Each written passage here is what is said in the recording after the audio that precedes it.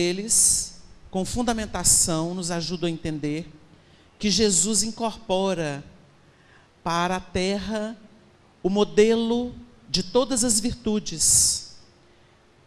E como o espírito mais puro que já pisou no mundo terreno, tomando para isso um corpo de carne, oriundo da sua mãe Maria e de seu pai José, mas com uma natureza divina, muito peculiar aos espíritos que executam as vontades de Deus, ele inaugura para nós uma espécie de proteção objetiva que até então a gente não conhecia.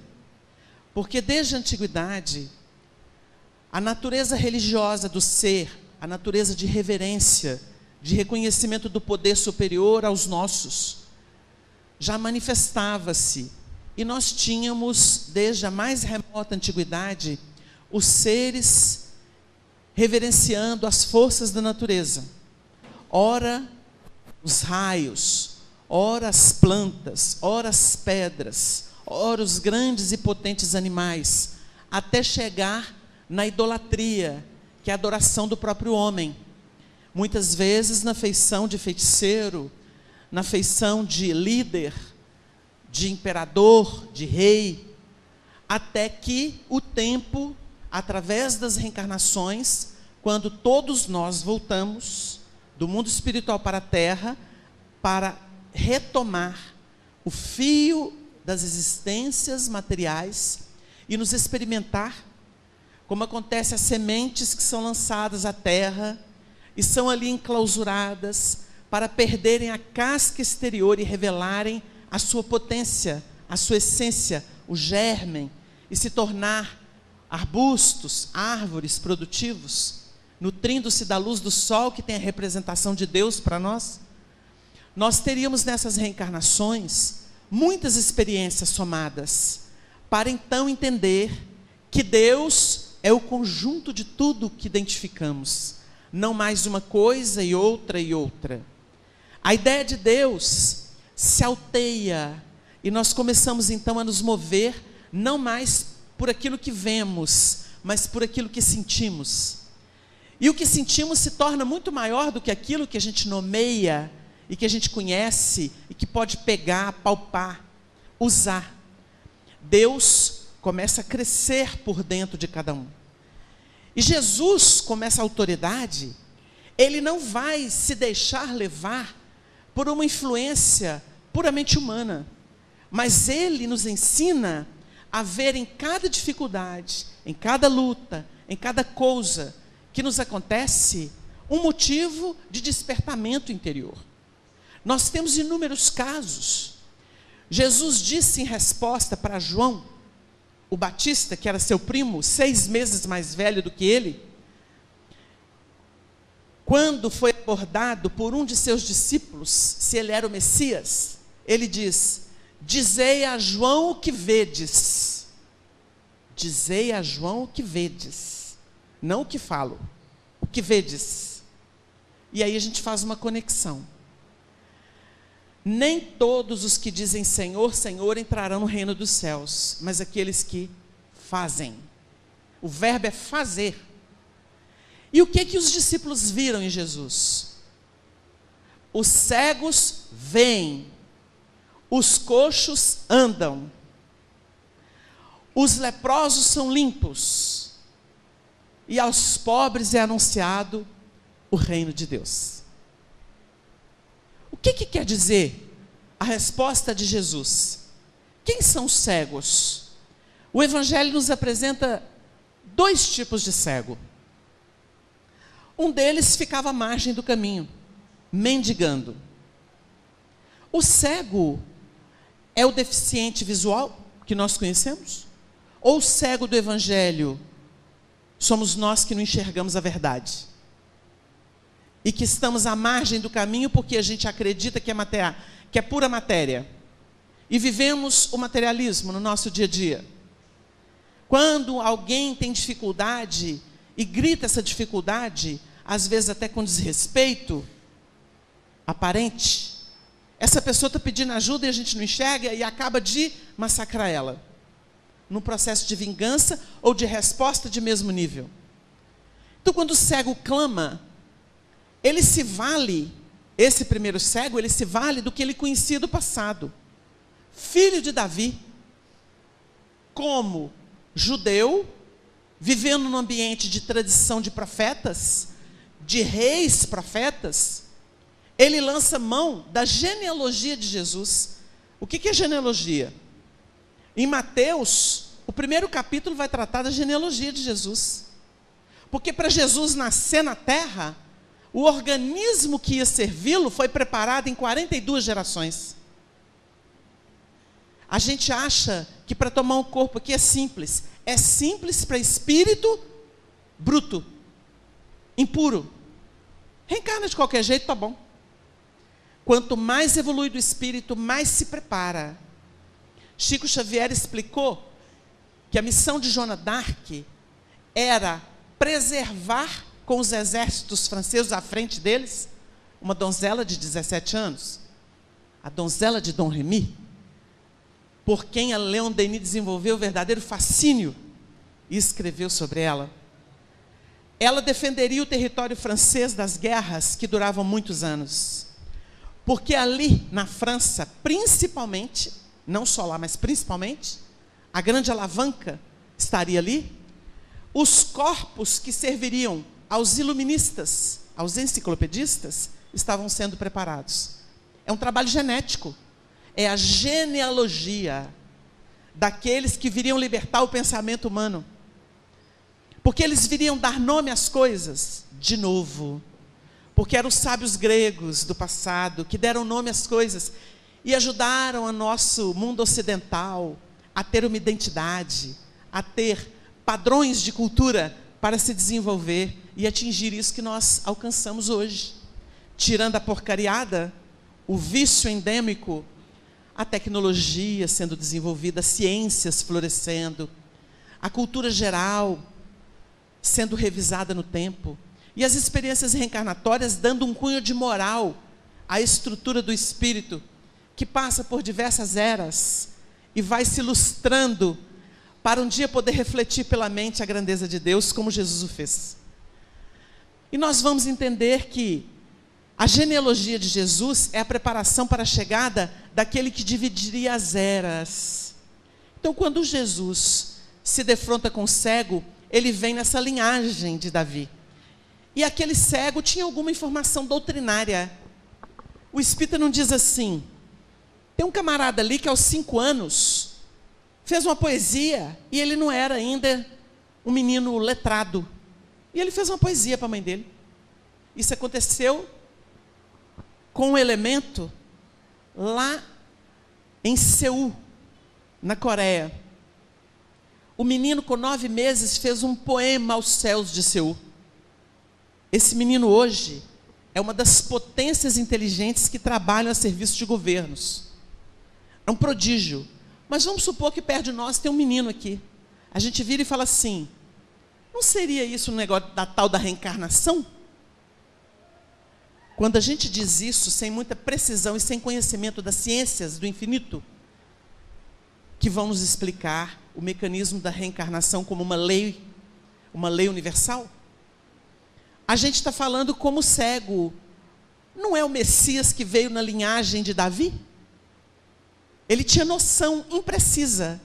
O mesmo aconteceu quando os discípulos perguntam para Jesus: que dizem os homens, quem dizem os homens que é o Filho do Homem? Se referindo a si próprio. Porque ele era renovação. Ele era filho de homens. Então ele é a renovação. Ele é o que interessa a todos os homens e mulheres velhos. É o filho.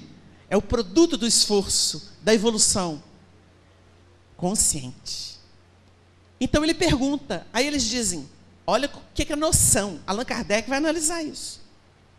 Nós podemos não ser precisos nas ciências, mas nós temos noções das coisas. No mínimo, intuição das coisas. Então eles dizem assim: uns dizem que é um profeta, é Jeremias, Elias. Solta lá aquela bobajada. A gente olha e fala assim: parece espiritualismo. Fala tudo e não define e não precisa nada. Porque o espiritualismo não tem compromisso científico, como tem a doutrina espírita. A doutrina espírita é ciência, antes de ser desdobramento filosófico, porque ela investiga. A partir da investigação vem a filosofia, que é a explicação do fenômeno. Na doutrina espírita, nós temos a contramão daquilo que se faz na ciência.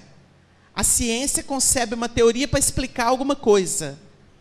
Na doutrina espírita, o que decorre do fenômeno explica o fenômeno. E nós temos então essa identidade. Nós analisamos tudo aquilo que se passa como fenomenologia a partir do poder que aquilo tem. Então nós temos uma ciência que nasce do próprio fato, uma filosofia que explica o próprio fato.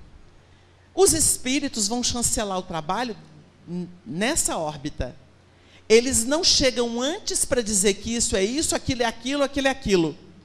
Kardec diz assim: o que você é, mesa? Um espírito. O que é um espírito? É a alma dos homens que morreram. É assim que a doutrina espírita se forma. Diferente de concepções. Por isso que a gente diz que espiritualismo é diferente de espiritismo.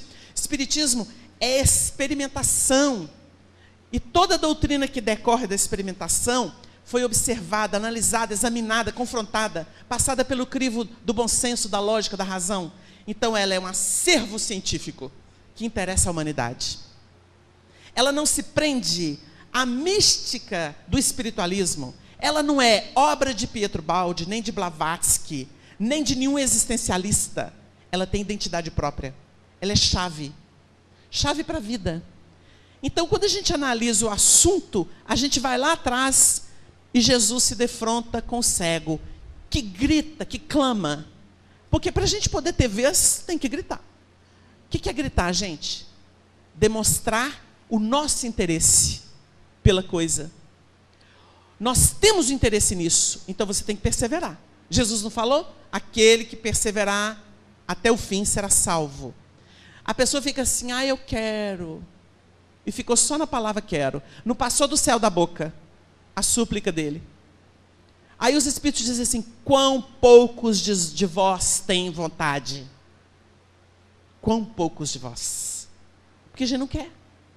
A gente só fala. Então, de promessa, tem até o ditado que fala, né? De promessa, de votos, o inferno está cheio. Porque a gente fica na mesma esfera. Porque ainda não se decidiu. A decisão é tudo para o espírito.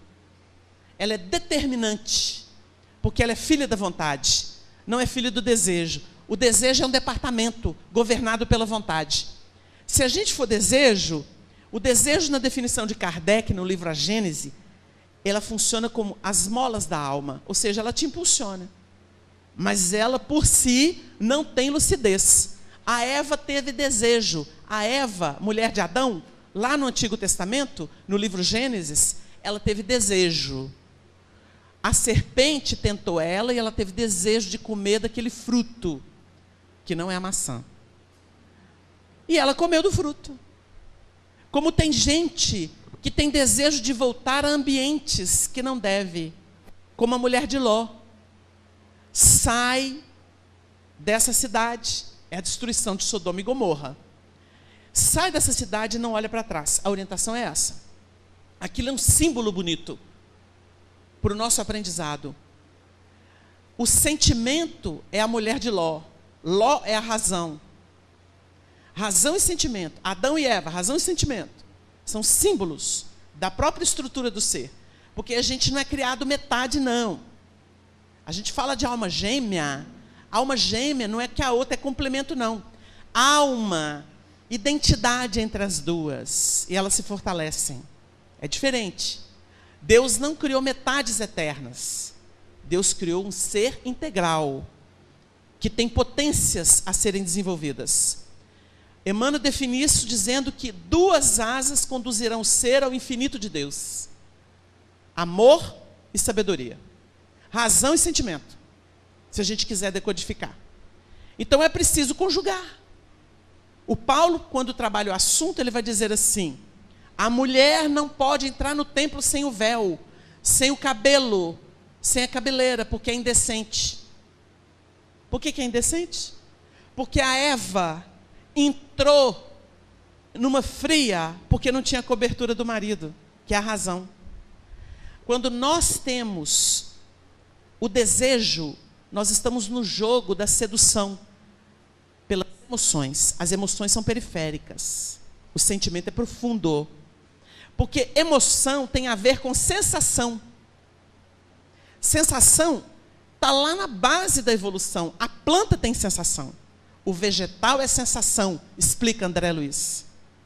Mas o homem, ele é obrigado a sair da sensação para o sentimento. Porque isso é evolução. Quando nós começamos a discernir o assunto, fala assim, eu não posso ter desejo. Desejo me fermenta. Mas a vontade é o impacto determinante. Aí a vontade é lúcida. E ela vai separando. A vontade nos ajuda a discernir o que presta do que não presta. O desejo não. O desejo é aquilo que magneticamente se estabelece pelo mecanismo da atração, que é uma lei, e a gente fica tomado daquilo.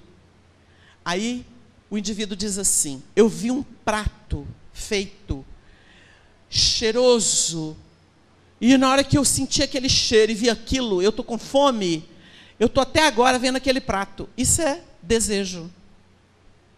Aí, para provar que desejo é nada e que nós temos o domínio da vontade, quebrando tudo isso, a pessoa fala assim, parei lá naquele prato, acho que eu vou voltar lá. De repente, uma pessoa vem correndo e fala para ela assim, pelo amor de Deus, sua mãe está entre a vida e a morte. Na hora, essa pessoa perde a fome, perde o desejo, fala assim, nossa, me leva lá. Acabou a fome, acabou tudo. Vocês entenderam? O desejo cria o fascínio, cria o enleio, porque é preciso que ele trabalhe, porque senão ninguém se vincula, isso chama vinculação, se vincula para ter uma experiência determinada. A gente tem algumas automatizadas e outras não automatizadas. Por exemplo, andamos na rua, de repente trocamos olhar com alguém. O desejo. Não importa se pelo sentimento, pela atração sexual, pela simpatia, porque vai acontecer em diversos níveis. Eu estou atraído por aquela pessoa. Pode ser fraternalmente. Que encanto de pessoa. Que encanto. Que olhar. Que é aquilo? Que simpatia. Isso é o desejo, numa outra órbita de realização. Se a gente achar que isso é o amor, acabou. Complicamos a coisa, porque aí tem que entrar a vontade. A vontade vai falar assim, eu tenho deveres, eu tenho juízo, eu tenho oportunidade ou não disso, daquilo, eu posso conversar fraternalmente e eu tenho que manter isso no equilíbrio, porque muita gente confunde as coisas. Aí entra no báratro do desejo, aí tudo fica com uma cor só. Esse é o problema de muita gente, de muitos de nós, que não nos refinamos no discernimento. Então, quando a gente fala da genealogia, dos processos preparatórios, tem tudo a ver com isso.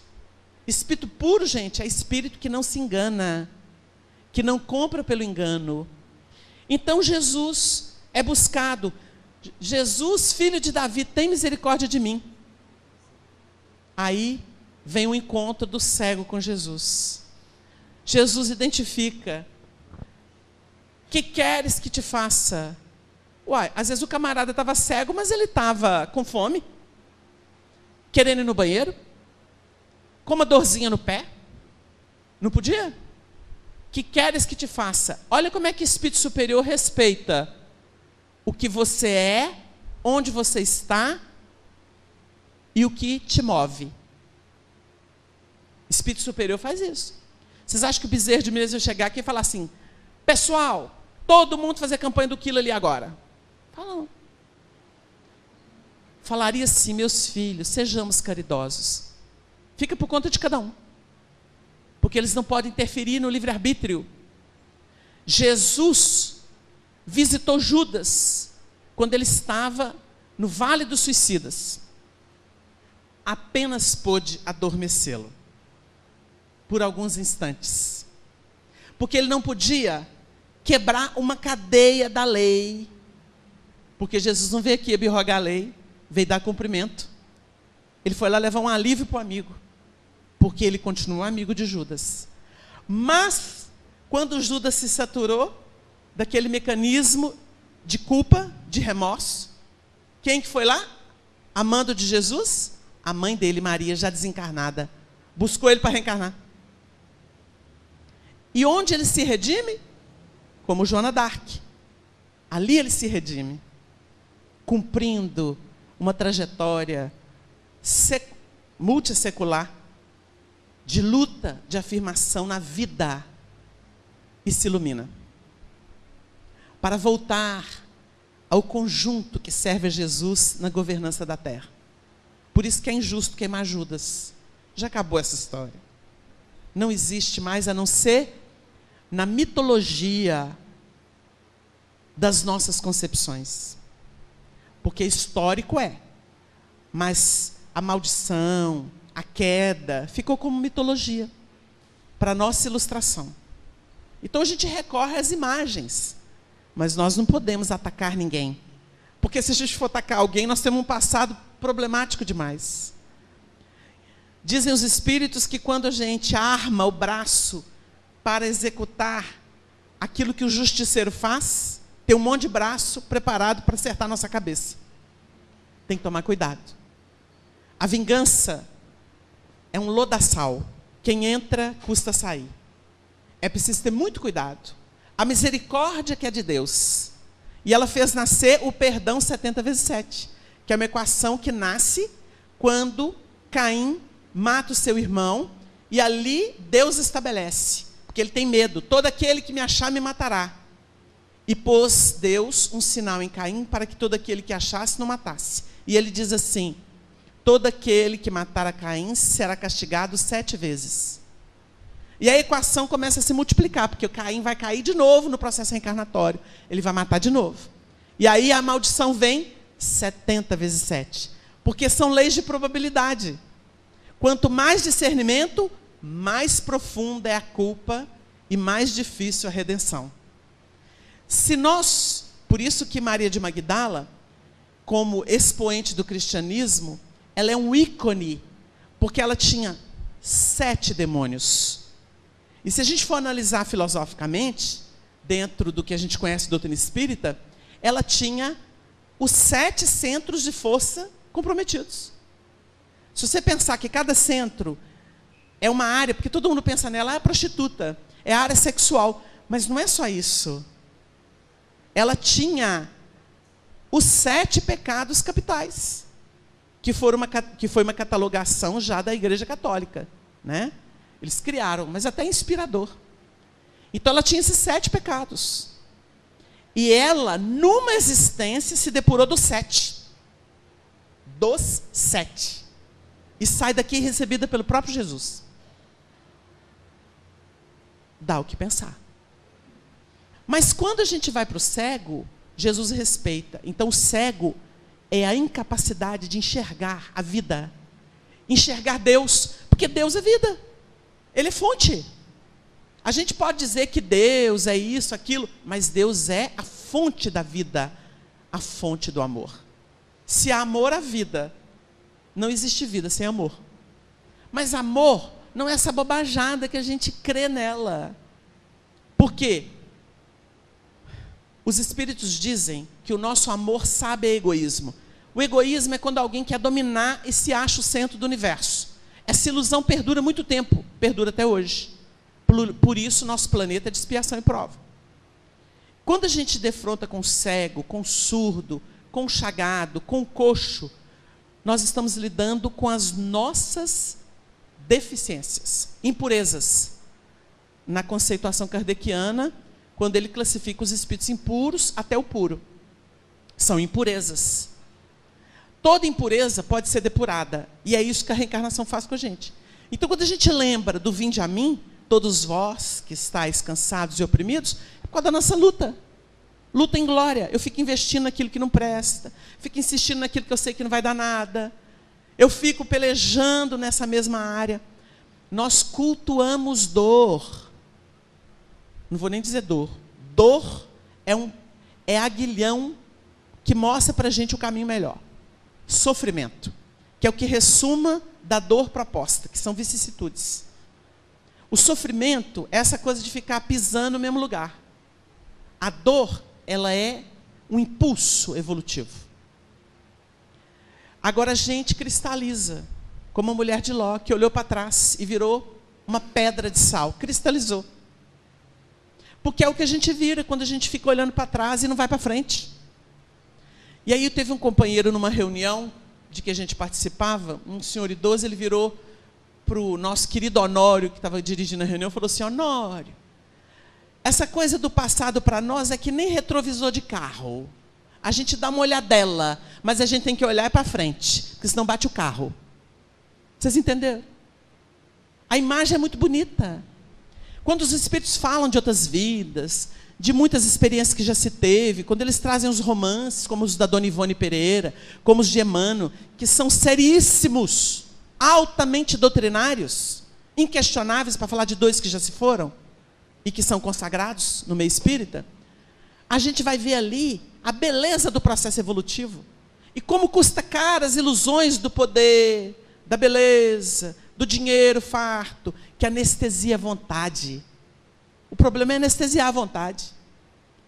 Então, a disciplina da página, que o Emmanuel falou ali, para a gente se conduzir com disciplina. O que é disciplina, gente? Disciplina não é chicote, não. Disciplina é margem do rio que faz a água correr, proveitosamente. Eu tenho duas margens. O Chico Xavier, ele tinha na casa dele de Uberaba 2 tocos na entrada, um de um lado, outro do outro. Quando os amigos iam visitar, ele falava assim: deixa eu apresentar para vocês, esse toco é o dever, e esse toco é a disciplina. Todo dia eu caminho entre o dever e a disciplina. E o povo ria. Porque a vida do Chico tinha essas margens, o dever e a disciplina. A disciplina, ele a seguiu por vontade própria. E o dever, ele tinha consciência dele. Então, o dever me inspira e eu tenho disciplina para cumprir. Isso leva ao caminho da perseverança. Porque a pessoa não se perde em excentricidades. Quando os espíritos vão estudar o que é egoísmo, o que é orgulho, vaidade, presunção, na 4ª parte do Livro dos Espíritos, eles vão falar que tudo que é exagerado, a exacerbação das necessidades, é que é o vício. Está no capítulo lá, Vícios e Virtudes. O que é vício? Aquilo que extrapolou a minha necessidade. Então, um companheiro nosso falava assim: o nosso problema não é o pão, não. O nosso problema começa na manteiga, na geleia, no patê. Aí é que vem o problema. O pão não é problema. É aquilo que a gente começa a exigir como sendo necessário para comer o pão. Então, às vezes, a gente tem lá em casa o companheiro, a companheira, mais difícil. Mas eu começo a criar, exagerar a dificuldade de lidar com ela. Quando isso acontece, eu estou ficando cada vez mais exigente. E aí eu começo a endurecer o coração. O Chico tinha um hábito na contramão disso.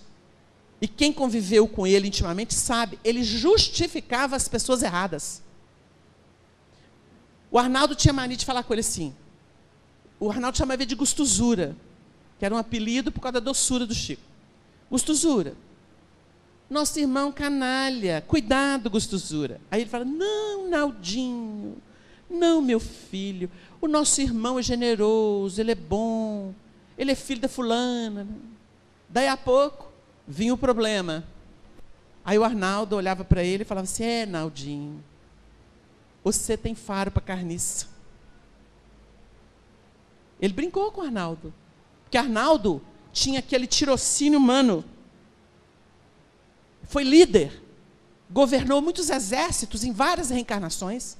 Então ele sabia a natureza humana. Ele descobria alguém que tem uma fragilidade longe, mas o Chico apostava no melhor. E quando a pessoa caiu, o Chico vinha: não, vamos internar o nosso irmão na clínica da oração. Vamos isolar o nosso irmão no algodão da caridade. Aí ele usava esses termos. Tem muita gente que achava que o Chico era tolo, pueril, ingênuo. Era sábio. não se prendeu, não se amarrou, porque ele respeitava, como todo espírito de natureza mais superior, o livre-arbítrio das criaturas.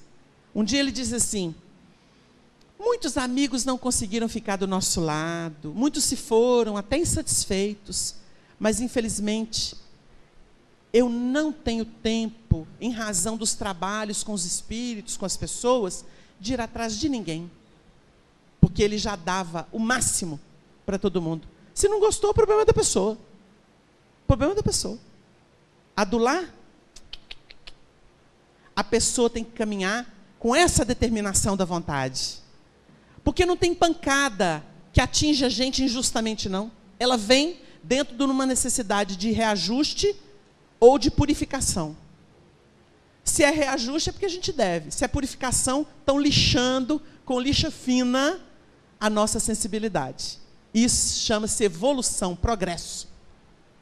Então o Emmanuel disse assim um dia para o Chico: por que o senhor está preocupado com o que as pessoas estão dizendo? Ah, mas eu estou sofrido, porque a situação é difícil.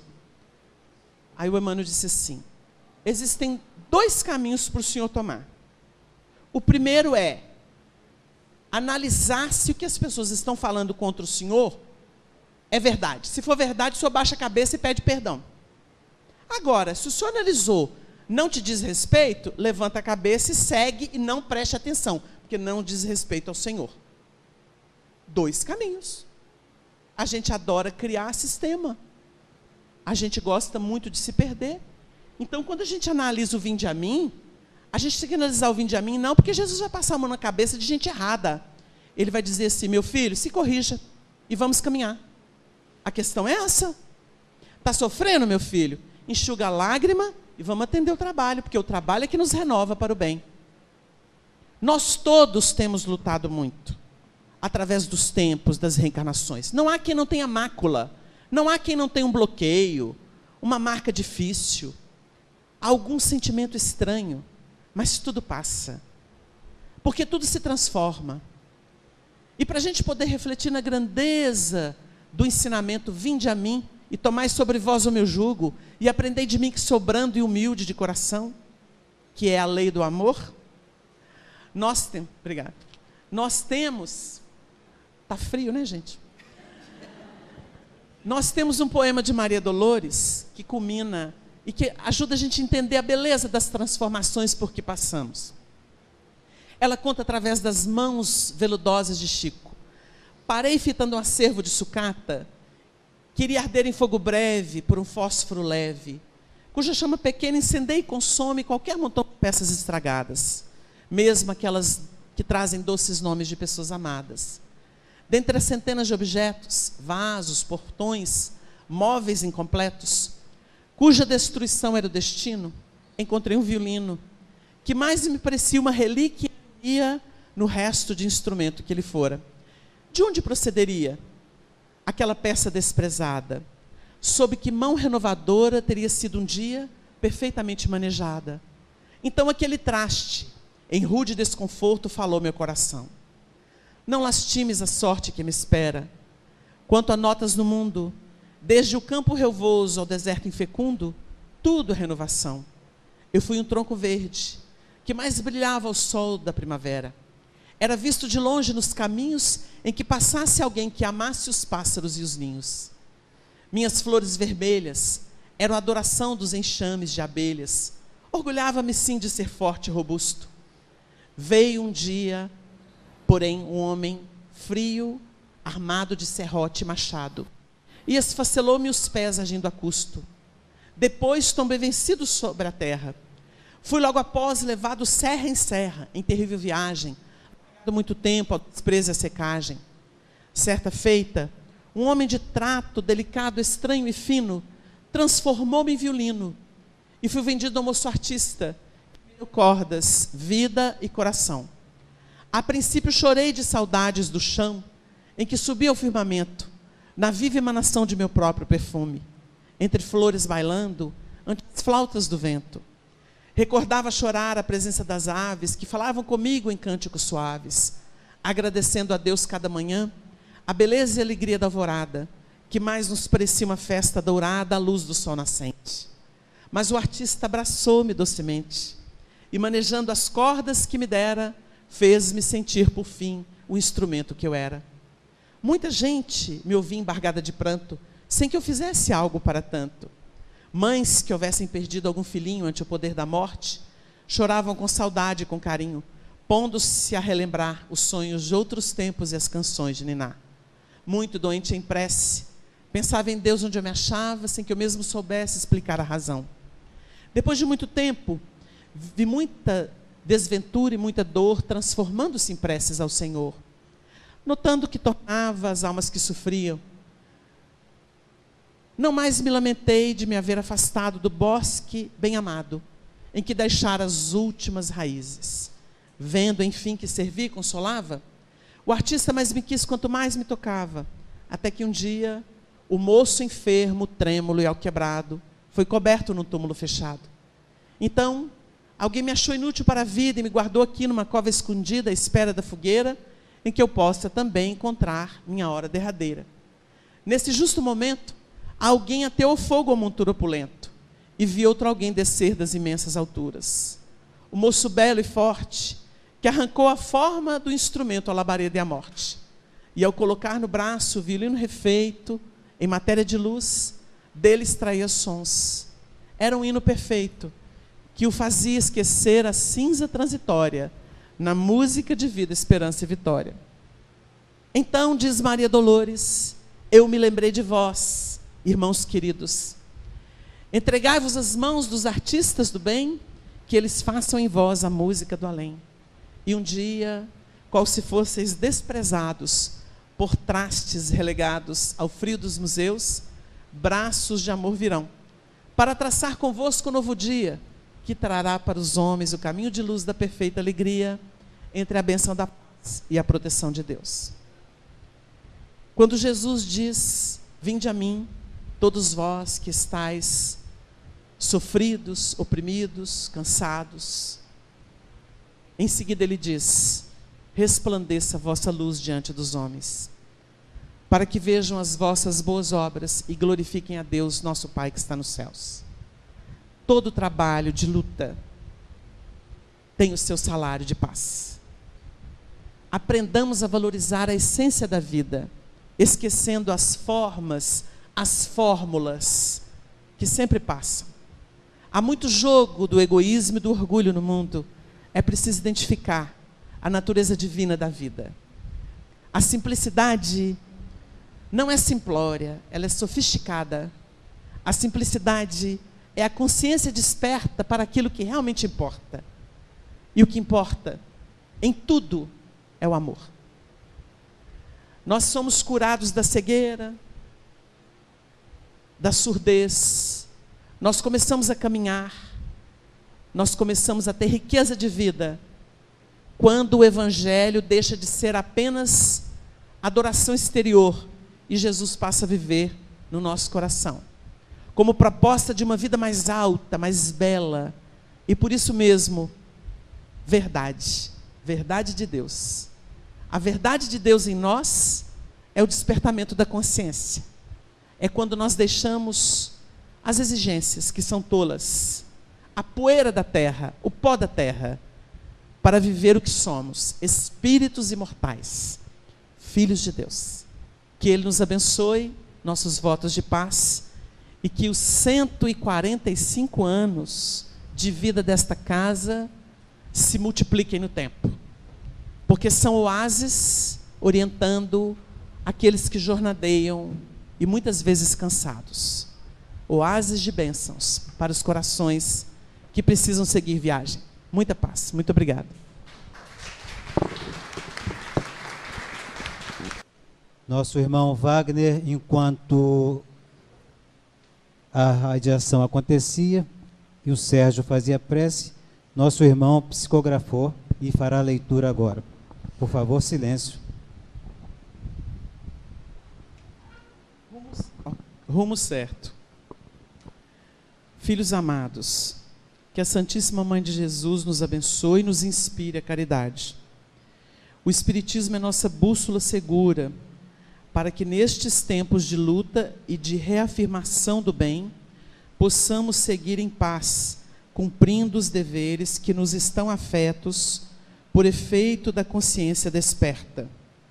Nossos templos, em que a formosa doutrina do Consolador oficia à luz do Cristo de Deus, carecem de vigilância e oração, a fim de que cumpram, na sociedade em que se inserem, a missão de esclarecer e consolar, de promover e iluminar, sem desvios doutrinários, sem exotismos oriundos da cultura viciada deste tempo, por efeito do materialismo.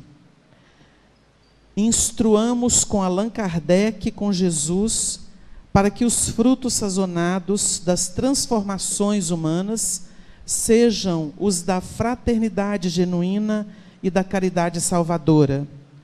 Convosco para as obras do infinito bem, trazemos-vos as bênçãos do Senhor. Bezerra de Menezes.